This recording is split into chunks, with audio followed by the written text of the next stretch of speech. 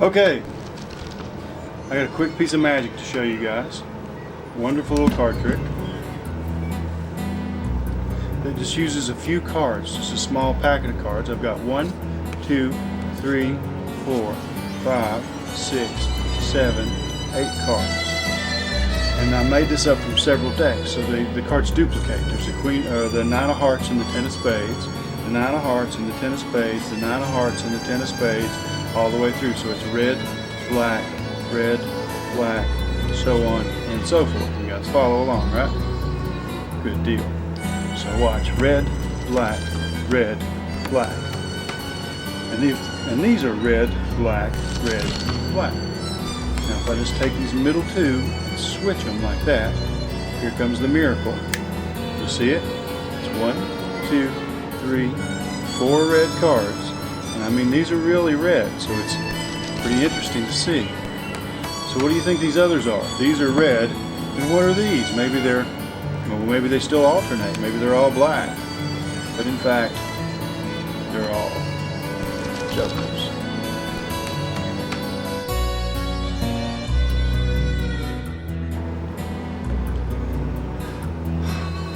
Thought we'd do something different today. I've done a lot of easy magic for you, performed a lot of easy magic for you. I thought I'd do something a little more complicated and not so much magic. I wanted to do something more related to gambling today. A lot of times when people see a magic trick, they'll say, God, I'd hate to play cards with you, even though the trick he did had absolutely nothing to do with cards or poker or gambling. So it's always good to have a poker-related effect in your repertoire.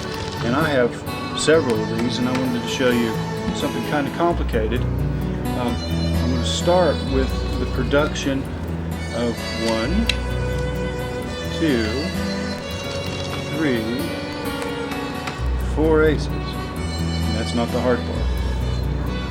The hard part comes next.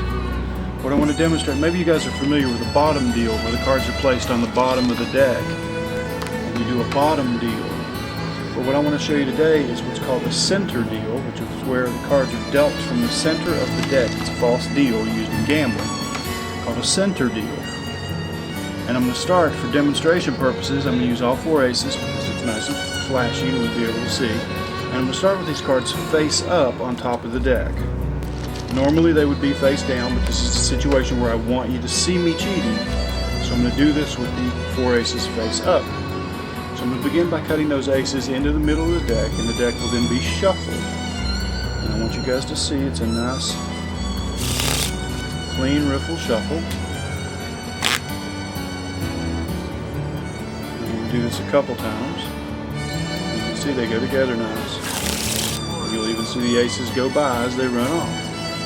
Now at this point, there shouldn't be any aces really close to the top of the deck, and there shouldn't be any really close to the bottom, but there are face-up aces in the deck. There's one right there. So here we go with the center deal. And the way this works is I deal 1, 2, 3 cards, and you'll notice there's no ace here, but there is one there. And as I deal 1, 2, 3, 4. 2, 3, 4. 1, 2, 3, 4. And each time you dig down a little deeper and take out an ace. And that's what's called a center deal.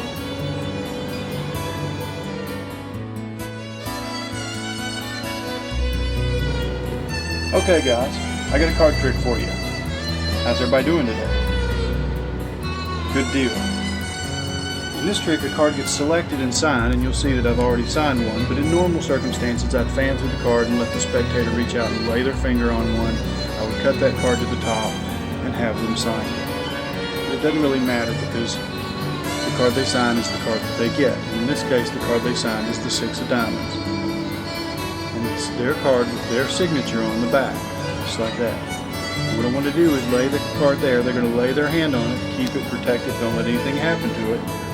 With their free hand, they're going to need to select another card with their free hand.